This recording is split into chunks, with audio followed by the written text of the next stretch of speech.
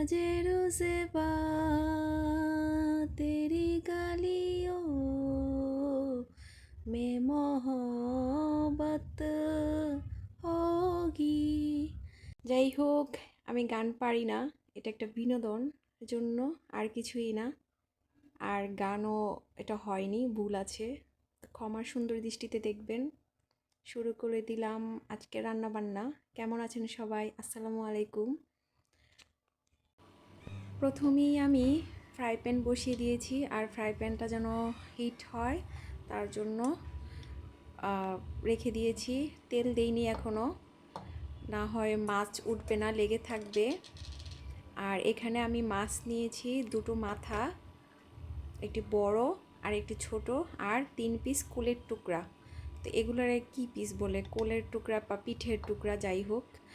তো তারপর আমি লবণ আর হলুদ দিয়ে মাখিয়ে রাখবো। ফ্রাই প্যানটা ভালো করে গরম করে দেন তেল দিয়ে দিব, তারপর মাছগুলো ভেজে নিব।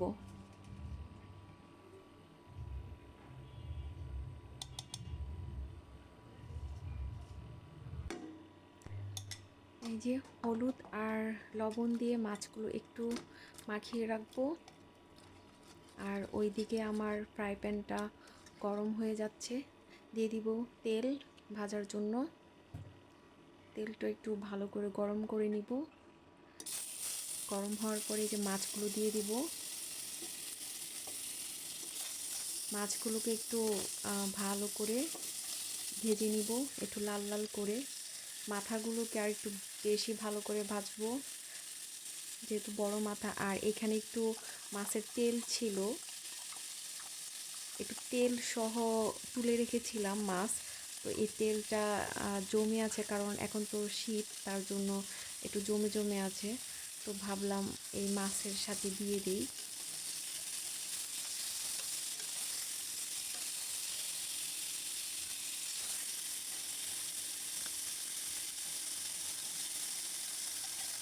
মাছগুলোকে আমি সুন্দর করে লাল লাল করে ভেজে নিয়েছি। এই যে মাথাটাকে ভালো করে উল্টিয়ে পাল্টিয়ে ভেজে নিচ্ছি, বড় মাথাটাকে।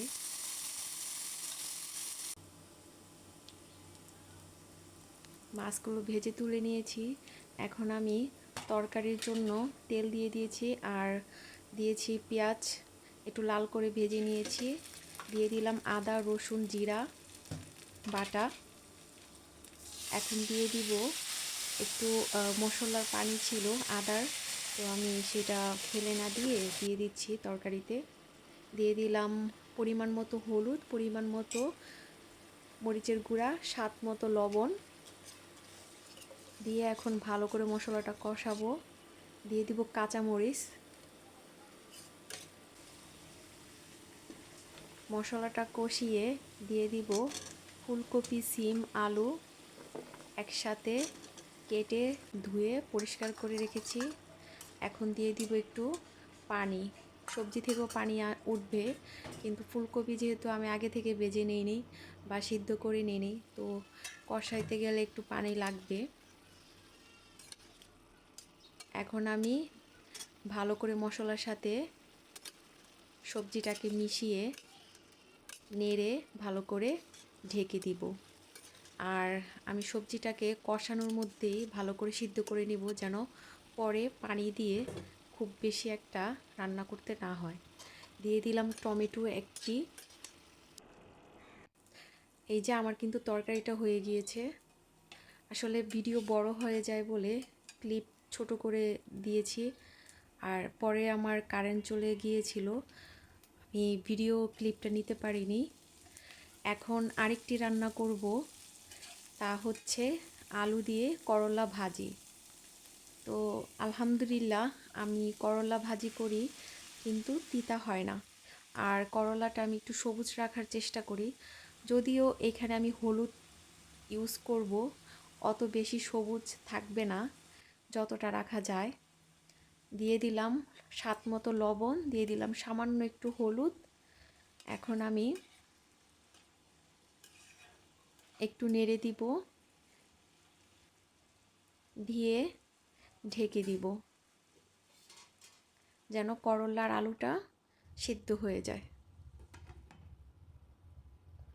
করলার আলু ভাজি আমার খুবই পছন্দ, খুবই পছন্দ। মানে করলা ভাজিটা অনেকে বলে তিতা হয়, খেতে পারে না, কিন্তু আমার কাছে একটু তিতা হলেও ভালো লাগে, যদিও আমার করলা ভাজি তিতা হয় না আলহামদুলিল্লাহ। আর যে আলু ভাজি আমার খুবই পছন্দ, আলু ভাজি রুটি দিয়ে অনেক ভালো লাগে খেতে। তো আমার করলা ভাজিটা কিন্তু হয়ে গিয়েছে, আবার ঢেকে দিয়েছি। এই যে হয়ে গিয়েছে, একটু ভাজা ভাজা করব, এখন আর ঢাকবো না আমি, যেন পানি থাকলে শুকিয়ে যায়। করলা ভাজিতে কিন্তু পানি থাকলে ভালো লাগে না খেতে, একটু মানে ভাজা ভাজা হলে, শুকনা থাকলে খেতে ভালো লাগে। দেখুন কতটাই না সুন্দর লাগছে, খেতেও অনেক মজা হয়। এই যে দেখুন করলা ভাজিটাও কমপ্লিট হয়ে গিয়েছে। এখন আরেকটি ভাজি করব আমি, তা হচ্ছে পেঁয়াজ কলি দিয়ে একটা ভাজি করব। তার আগে আমি একটু সিম সিদ্ধ করে নিয়েছি, সিম ভর্তা করব, তাই সিম আর দুটো কাঁচামরিচ, এই কাঁচামরিচগুলো অনেক ঝাল, যার কারণে আমি দুটোই দিয়েছি। তো ওটা আমি দেখাচ্ছি না, ভর্তা করে নিব খাওয়ার সময়। আর এদিকে আমি আবার ফ্রাই প্যান বসিয়ে দিয়ে দিয়েছি পরিমাণ মতো পেঁয়াজ, রসুন আর কাঁচামরিচ একটু ভেজে নিয়ে, পেঁয়াজ কলি সাথে সিম আলু দিয়েছি, আর দিয়েছি স্বাদ মতো লবণ, হলুদের গুঁড়া দিয়ে আমি একটু নেড়ে ঢেকে দিব। এই ভাজিটা খেতে এতটাই মজা হয়েছে কি বলবো। এই যে আমার কিন্তু ভাজিটা রান্না করা হয়ে গিয়েছে।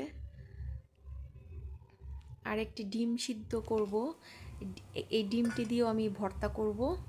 তো আমার ভিডিওটি যদি ভালো লেগে থাকে একটি লাইক দিবেন, কমেন্ট করবেন। ভালো থাকবেন সবাই, আর পেজটিকে ফলো দিয়ে সাথে থাকবেন।